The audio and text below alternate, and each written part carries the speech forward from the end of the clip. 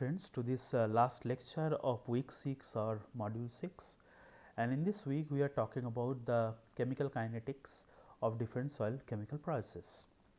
Now, in the previous 4 lectures we have discussed different rate limiting steps, different transport processes, and also we have discussed about in details about the zero order reactions, first order reaction, second order reaction, their integral as well as differential forms, how to plot them and what are the shape of these plots, what are the aberrations, and also we have discussed about in the soil how we can identify the order of the reaction using either initial rate or integrated form as well as least square analysis. So, today in this final lecture we are going to talk about some other kinetic models and also how different soil chemical processes are dependent on different chemical kinetics law. So, let us start with the kinetics models of soil chemical process.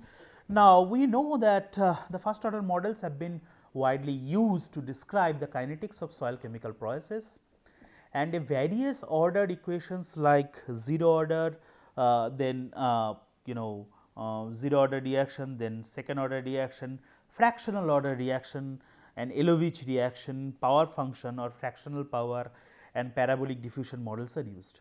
Now, we have already discussed zero order, second order and first order. Now, we are going to discuss about the fractional order, Elovich reactions, power function as well as parabolic diffusion models. So, let us start with the okay, but before going to the Elovich equation, just let me show you what are the different forms of these linear kinetic models. So, this is very obvious, that is a zero order reaction. You know, this is the integral form of zero order reaction. This is the first order reaction, because we are taking the logarithmic, we are having this factor of 2.303. we are converting from natural logarithm to log. So, in case of second order reaction, we know this already, it is a linear form of the linear integrated form of the second order reaction. Now, for this is another 3 equations are Elovich reactions, parabolic diffusion as well as power functions. So, we are going to discuss all of these in the next couple of slides. Now, Elovich reaction is basically the equation was originally developed to describe the kinetics of heterogeneous chemisorption of gases on solid surfaces. Now, to describe a number of reaction mechanism, including bulk and surface diffusion and activation of and deactivation of catalytic surfaces, we generally use the Elovich equation. Now, in soil chemistry, the Elovich equation has been used to describe the kinetics of sorption and desorption of various inorganic materials in the soil. Now, the general form of Elovich reaction is basically Qt equal to 1 by beta natural log of alpha beta plus 1 by beta in natural log of T. So, you can see here Qt is basically the amount of sorbate per unit mass of sorbent, just like we have seen in case of Renlich equation. It is another in case of Renlich equation we have seen, in case of Langmuir equation we have seen. So, basically Qt is the amount of sorbate per unit mass of sorbent. Now, it is basically at time t and alpha beta are constant during any one experiment. So, this is the basically representation of the Elovich equation, and this Elovich equation is widely used to define different types of soil chemical reactions.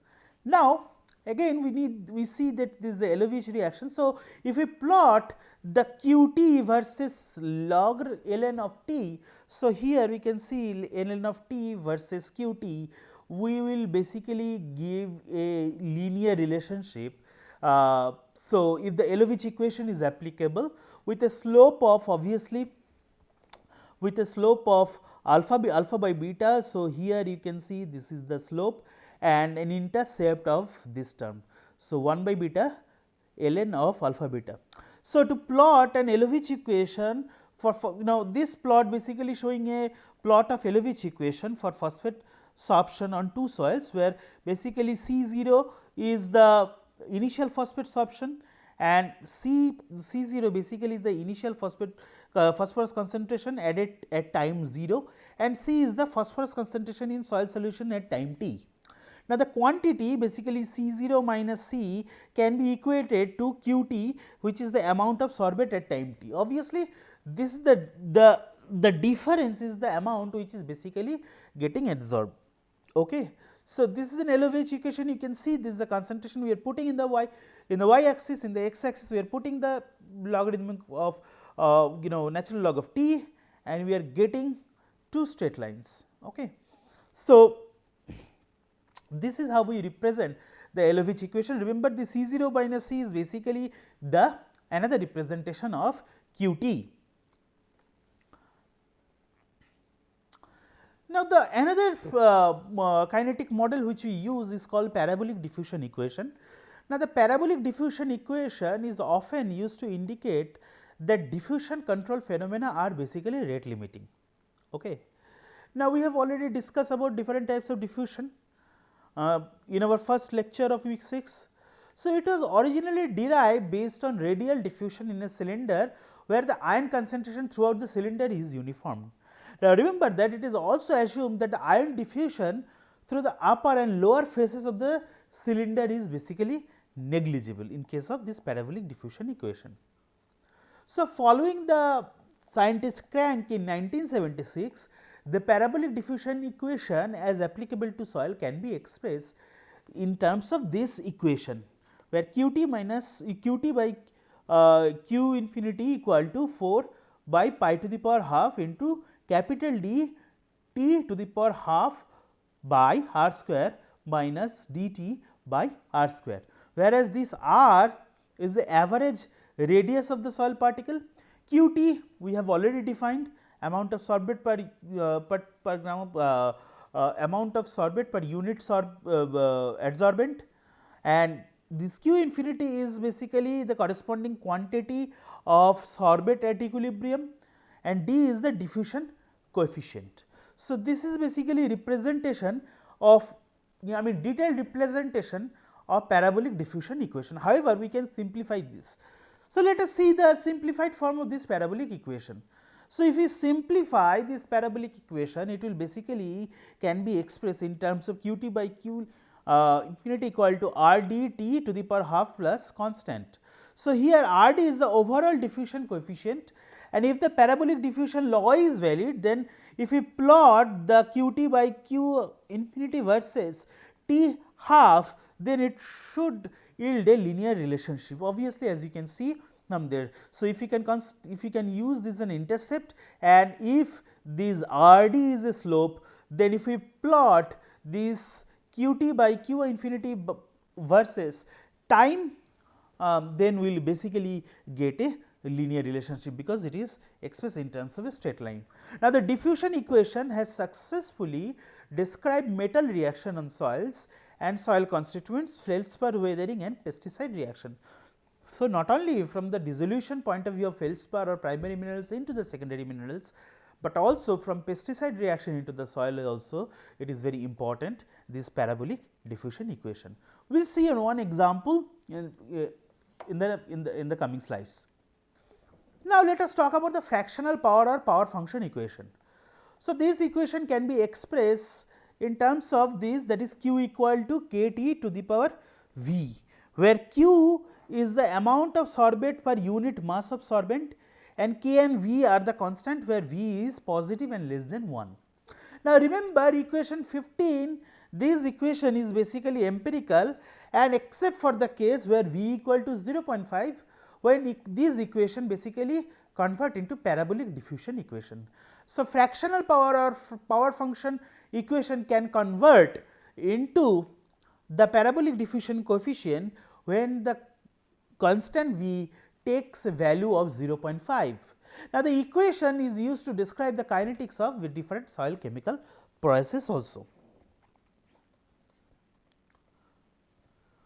So, we have defined different types of kinetic models, which are basically useful for defining different types of soil chemical reactions. Now, let us talk about the multiple site models. Now, the simple kinetic models such as ordered reaction, power function, LOVH model, they are not very much appropriate to describe the reaction in heterogeneous systems like soil, because in this system there is a very considerable heterogeneity, and in this system where there is a range of particle size of multiple retention sites. So, both chemical kinetics as well as transport phenomena are occurring simultaneously. You will see that huge heterogeneity exists in this type of system. So, there is either chemical kinetics or transport phenomena, or simultaneously both of these are occurring. So, a fast reaction sometime is often followed by a slower reaction. Now, in such system, in heterogeneous system like soil, the non-equilibrium models that describe both chemical and physical non-equilibrium and that consider multiple components in site are more appropriate. So, for a heterogeneous component like soil, we require more non-equilibrium model instead of equilibrium models or the simple kinetic models. Okay. So, which describe the chemical and physical non-equilibrium, which consider multiple components and sites that are more appropriate. Now, physical non-equilibrium is ascribed to some rate limiting transport mechanism such as film diffusion. We have already seen film diffusion is nothing but the diffusion through the particle liquid interface. We have discussed in our first and second lecture, or interparticle diffusion. Interparticle diffusion we have seen also in our first lecture, while the chemical non-equilibrium is due to the rate limiting mechanism at the particle surfaces. So, let us discuss what is the multiple site model. So, now non-equilibrium models basically include two sites, multiple site, radial diffusion, which is another name of pore diffusion. We have also discussed pore diffusion in our first lecture, surface diffusion and multipurpose or multi-process models. Now, the term sites can have a number of meanings. First of all, these sites can represent a specific molecular scale reaction sites. Secondly, it can indicate the site of different degrees of accessibility, either external or internal. You remember that in case of kaolinite the sites are external, in case of smectite the sites are internal, and also it also represents the site of different sorbent type, like whether it is organic matter or inorganic material surface. It also depends, it also defines what type of site it is. Also sites with different sorption mechanisms. So, based on these different variations, there are multiple site models are present, or are present to define soil chemical processes. Now, if we consider the chemical non-equilibrium models, in describing the chemical non-equilibrium with two site model, two types of sorbent sites are assumed. One site involved an instantaneous equilibrium reaction and the other the time dependent reaction. Again, one site involves an instantaneously equilibrium reaction and the other side shows the time dependent reaction. So, the former is described by an equilibrium isotherm equation, while the first order equation is usually employed for the latter. So, in case of chemical non-equilibrium, again let me clear it, that in case of chemical non-equilibrium, one side, there are multiple sites. So, one side involves the instantaneously equilibrium, okay, which is basically denoted by which can be described by an equilibrium isotherm equation, which we have already discussed in our previous weeks, and in the other side the time dependent reactions which can be expressed in terms of first order equation can be employed. So, with the two site model, there are two adjustable or fitting parameters. Those two adjustable fitting parameters are basically the fraction of sites at local equilibrium, which is denoted by x1, and the rate constant, which is basically denoted by k. Remember that a distribution coefficient or partition coefficient, which is denoted by either kd or kp, is determined independently from the sorption and desorption isotherms. So, in case of chemical non-equilibrium models, I hope you are clear. There are two sites, and in one site instantaneously equilibrium are prevalent, which can be expressed in terms of isotherm equation. In other side, time dependent first order reaction are prevalent, and obviously we need to deduce this fraction of sites for local equilibrium x1 and also the rate constant for defining these two site non-equilibrium models, chemical equilibrium models. So, physical non-equilibrium models focus on diffusion in the immobile phase or interparticle or diffusion processes such as pore and surface diffusion. We have discussed this in the first lecture. Now, the transport between mobile and immobile region is also accounted for in physical non-equilibrium model in basically three ways. First of all, explicitly with fixed diffusion law to describe the physical mechanism of diffusive transfer. Secondly, to explicitly by using an empirical first order mass transfer equation to approximate solute transfer, and thirdly, implicitly by using the effective or lump dispersion coefficient that includes the effect of sink source coefficients or difference and hydrodynamic dispersion and axial diffusion. So, what are these we will discuss. Now, let us see one important thing, a number of methodologies that can be broadly classified into methods for slower reaction. So, methods for slower reaction are basically denoted by a time frame of greater than 15 seconds, which includes batch and flow techniques. So, remember we have talked about some relaxation techniques. So, relaxation techniques are basically used for determining the kinetics of any chemical process. So, number of methodologies are there. Batch method and flow method are basically slower reaction, which is taking greater than 15 seconds. However, in case of rapid techniques can be measured in milli and milli and microseconds using the relaxation technique. So, we will discuss. Now, it should be recognized that none of these methods obviously is a panacea for kinetic models. So, it cannot be a solution for all.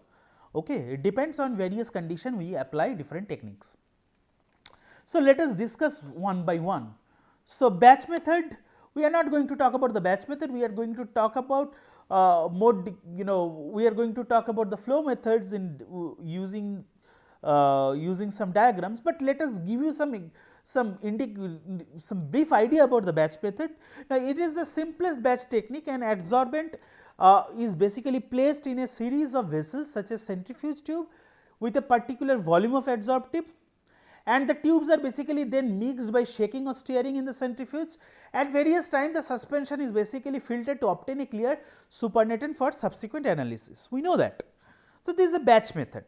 However, this batch method has two different advantages, two main advantages. First of all, too much mixing may cause abrasion of the adsorbent. For example, in case of adsorbent, in case of when we are using soil, too much mixing may cause abrasion of the adsorbent, altering the surface area, while too little mixing may enhance the mass transfer and transport process.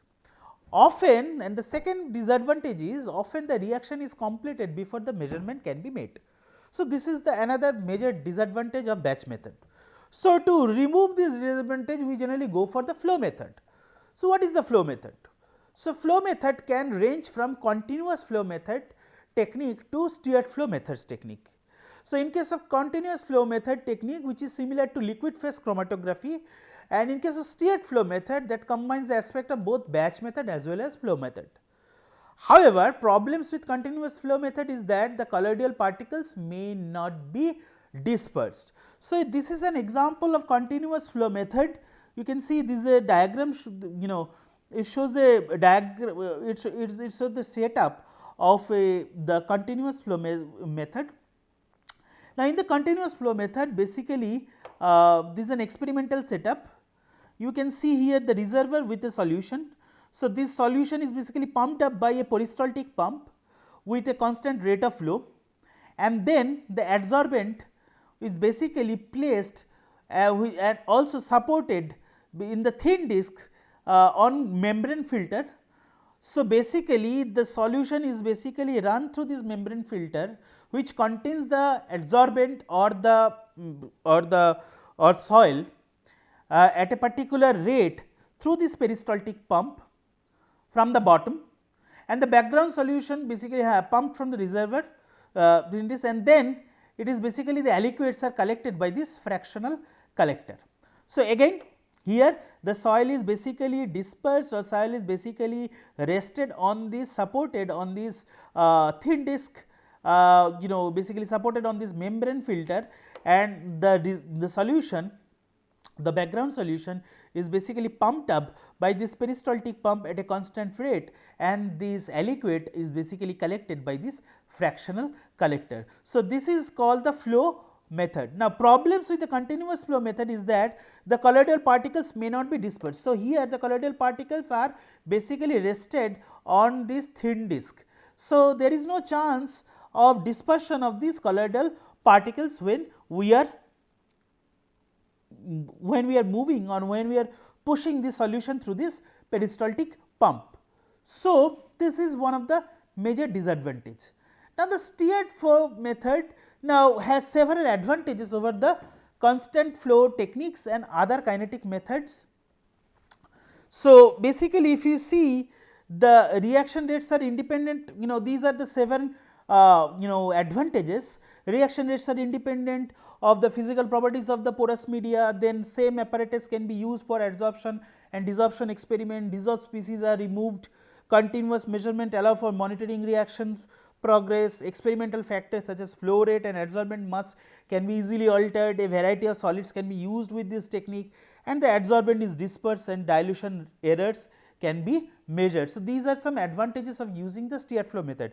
Now, in the steered flow method, we are using again the background solution through this peristaltic pump. However, we are basically we are basically putting the solution into the steered reactor containing the solid phase and are collected as aliquots in this fractional collector.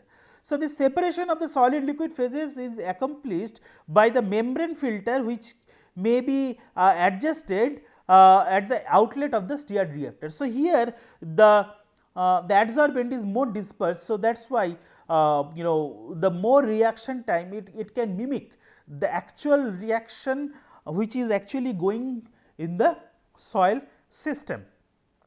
Now, the third method is relaxation technique, which is very fast technique. So, the chemical relaxation method must be used to very rapid relaxation.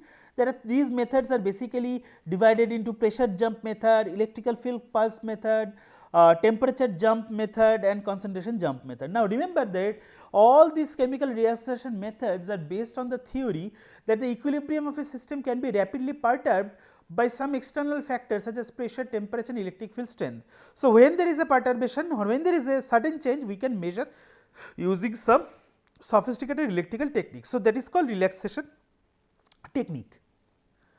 Now, what is the effect of temperature on reaction rate? Now, temperature has a marked influence on the reaction rate. Arrhenius noted that this is basically following the relationship between the K and T. You can see here K is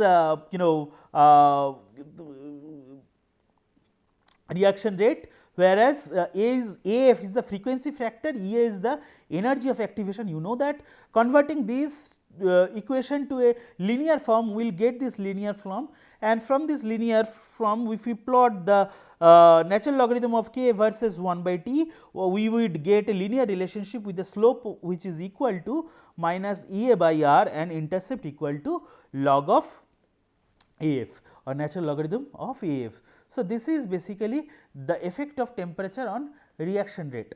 So, energy activation values from various reaction, you can see there are different energy of activation, typical ranges of energy of activation for different reaction. For example, physical adsorption 8 to 25, aqueous diffusion it is less than 21, in case of pore diffusion it is 20 to 40. So, you can see for different processes energy of activations are different. So, low energy of activation values usually indicate diffusion, control, transport and physical adsorption processes, whereas higher energy of activation would indicate chemical reaction or surface control processes. So, let us see the kinetic, this is the last point, there is a kinetics of important soil chemical processes. So, we will start with the heavy metals and oxyanions. So, these two scientists Zhang and Spark studied the kinetics of selenate adsorption on goethite using the pressure jump relaxation method, which is a important relaxation method, and found that the adsorption occurred mainly under the acidic condition, and the dominant species were this selenate.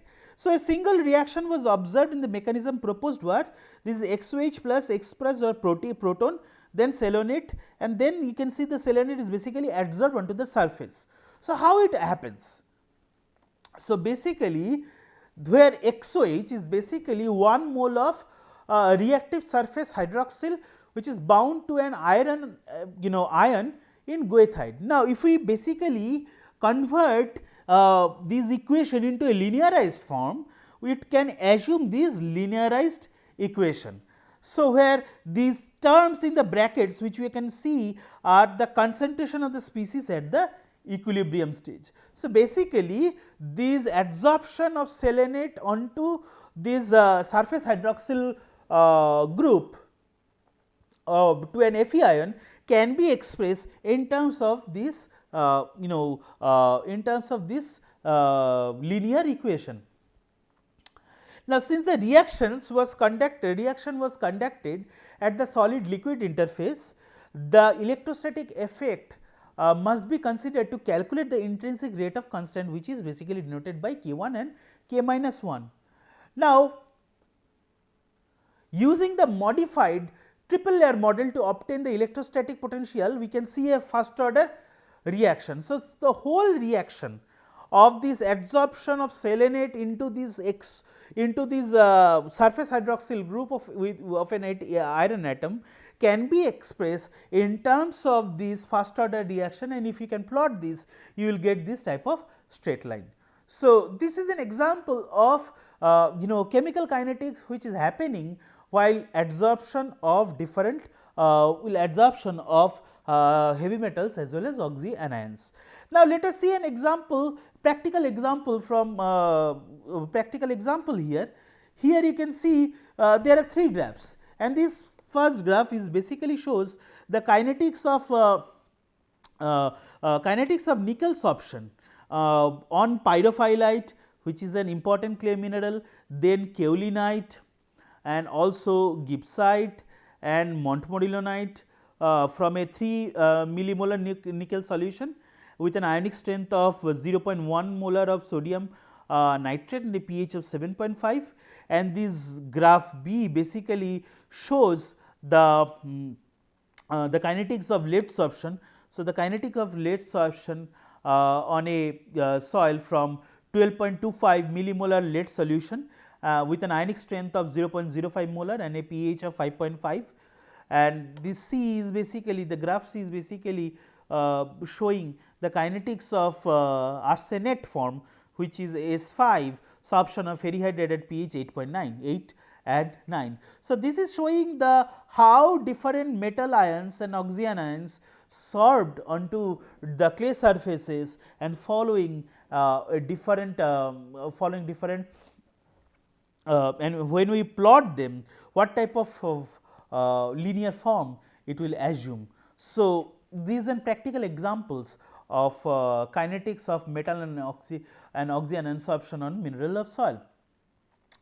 Now, if we consider the kinetics of metal hydroxide surface precipitation solution, so metal hydroxides also precipitates and can form a phyllosilicates, metal oxides and soils. So, in the over the soil and phyllosilicates, the metal oxides can precipitate. So, it has generally been thought that the kinetics of formation of the surface precipitates were slow.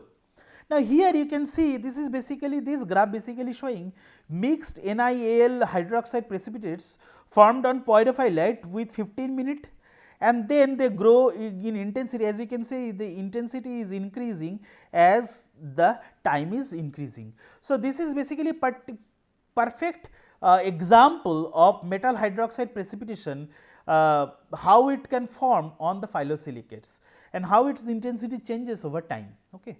So, this is basically showing nickel sorption on pyrophyllite for reaction time up to 24 hours starting from 15 minutes. Okay. It basically demonstrating the appearance and growth of the second shell, which is peak at 2.8 angstrom contribution due to the surface precipitation growth of a mixed NiAl hydroxide phase.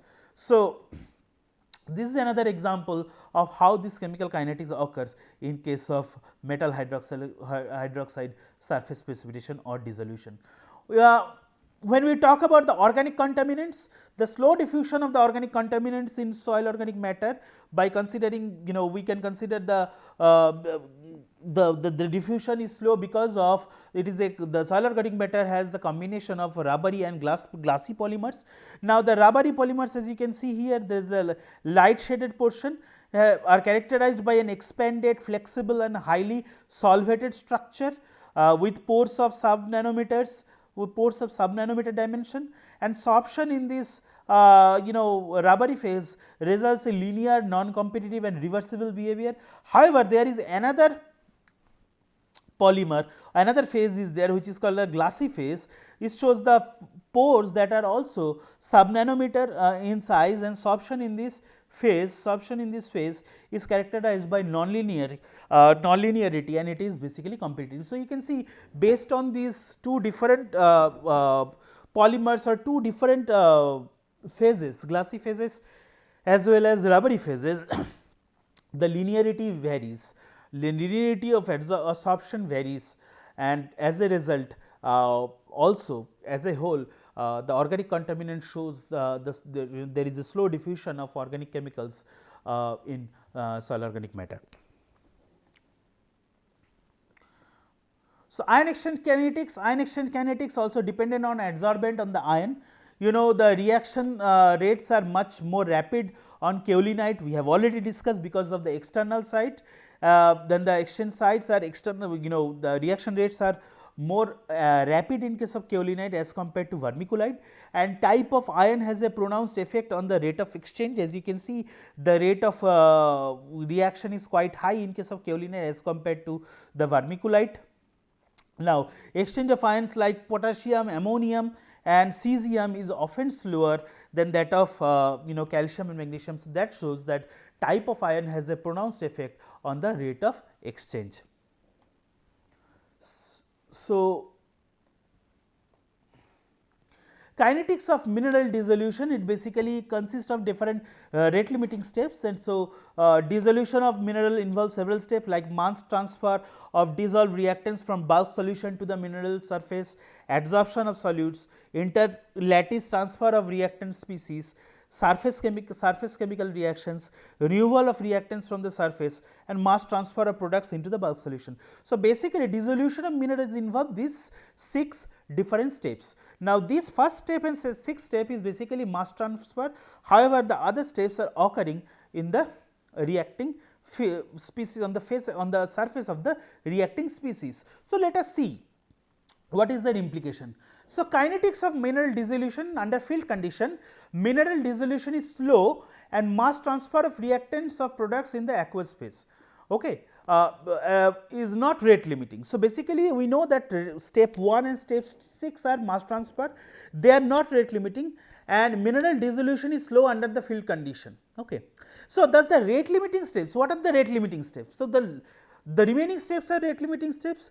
So, the rate limiting steps are either transport of reactants and products in the solid phase, that is step 3, or surface of chemical reactants, which is step 4, and removal of the reactants from the surface, which is step 5. So, these 3 steps may be the rate limiting steps as opposed to the step 1 and step 6. Now, there are 2 types of mechanisms. One is transport control dissolution process, another is surface control dissolution process.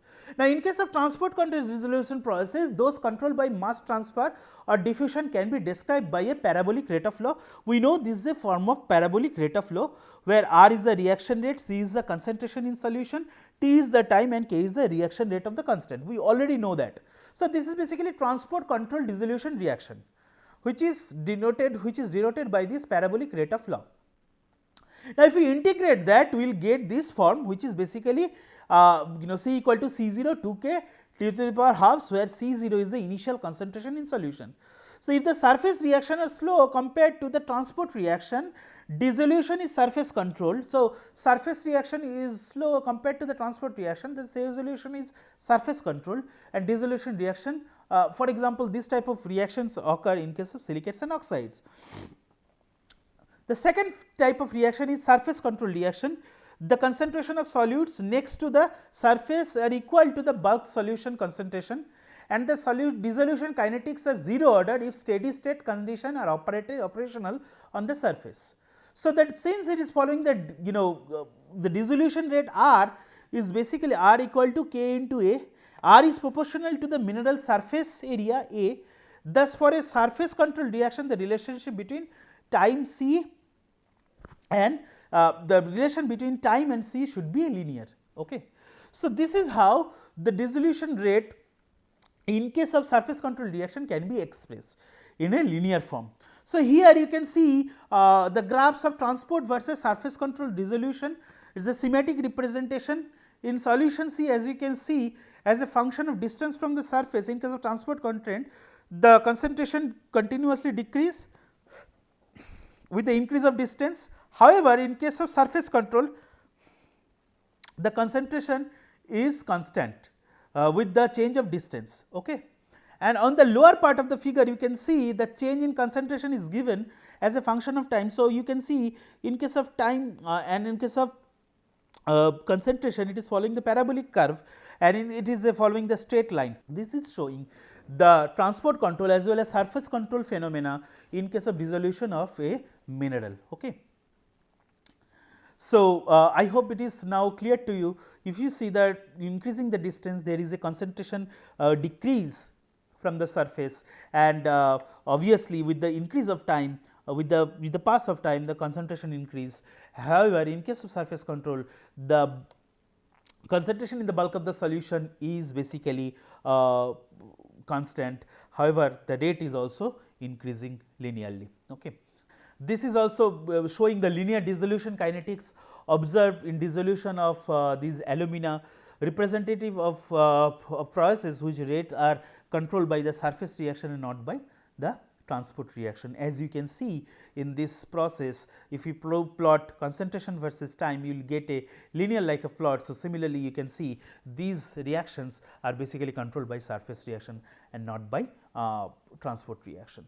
So, guys, I hope that you have learned quite a few new things, which useful things in this week, and you have learned in details about different order of reactions and their implications, how they are affecting different soil chemical process. We do not have time to discuss all the important soil chemical process. Remember, these chemical kinetics are important also for ligand exchange. We do not have time to discuss in details, but if you are interested to